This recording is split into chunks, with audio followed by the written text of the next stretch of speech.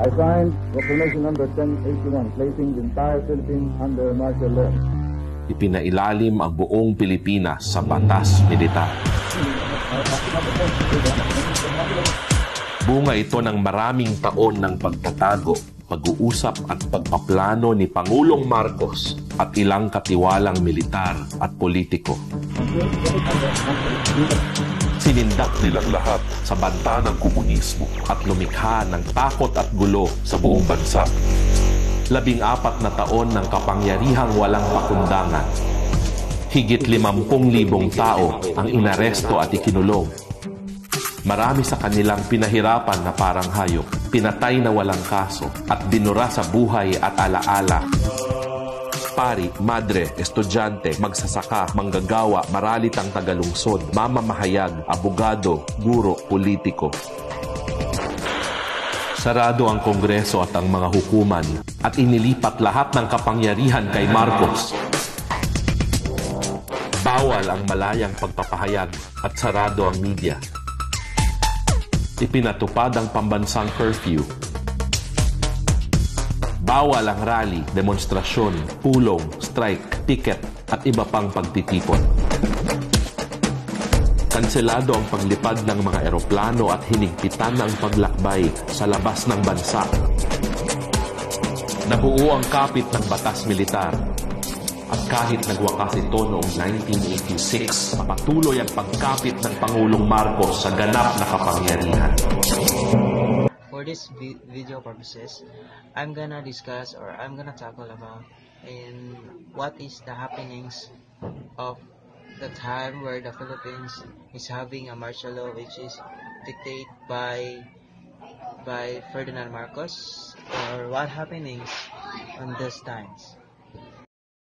So the persisting agony faced by President Ferdinand E. Marcos during martial law was the legitimacy of his brutal and corrupt regime. In the process, a number of legal measures were established, including the formation of local community units later called the barangays, which became the venue of the ratification of self-serving 1972 Philippines Constitution. However, as Marcos very well knew, the only justification for the impositions of martial law was the success of the economy.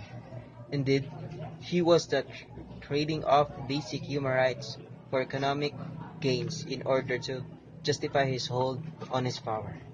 For instance, in the labor sectors, Marcos decreed the restructuring of all unions on an industry-specific basis, and then affiliated this to a single national trade union confederation. Consequently, the martial law regime prohibited strikes in so-called vital industries, such as public utilities, transportation, communication, oil refining and distribution, banking, hospitals, schools, and locally refined companies. Engage in the production or processing of essential commodities for export. In November 1975, Marcos decided to pursue further the emasculation of labor unions by preventing strikes together during the period of national emergency. Despite all the posturing on discipline and strong leadership, Marcos' era was an economic failure. Much of the money was spent on pumping priming to improve the system or tourism. Furthermore, the unemployment rate rose from 5.2% to 5.9% from 1978 to 1983, while underemployment was an even large problem, tripling in the same time period from 10.2% to 29.0%. The transition of a centralized government to spend for capital outlays using foreign money during this period, foreign borrowing was the main mode of financing public investments. In the 1970s, once is an inconsistent implementation of an outward-looking strategy, combining export promotion with the protection of economic sectors.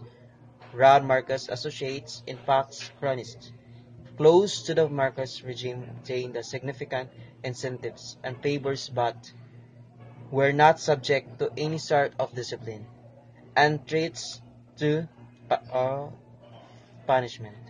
The richest 10% meanwhile took a larger share of the income of 41.7% in 1980, up from 97.1% in 1970. Post the term of Marcos while he implemented the martial law here in the Philippines. So now I'm gonna tell you how to evaluate CRAP-L. C stands for currency, R for relevance, A for authority, A for accuracy, P for purpose, L for location. Currency, the date of publication. Date of publication should be at the most 5 years earlier. And to our source, the currency is September 25, 2015. Relevance. How does the source support your topic?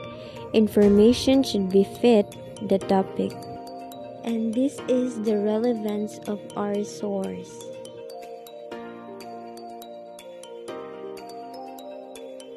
Authority. Authors should be qualified to write about the topic or information. Important component in evaluating sources. And this is the authority of our source. Accuracy should be accurate and reliable to the sources. Accuracy has a lot of station. It should not be biased. It has biography to support and strengthen the topic. This is the accuracy of our source. Purpose is to identify the purpose of the sources.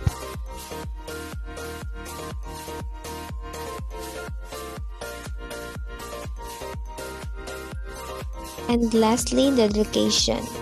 Use reputable sites. Domain should include .edu, .gov, .net, .org. The location of our source is Business Mirror and it was published digital.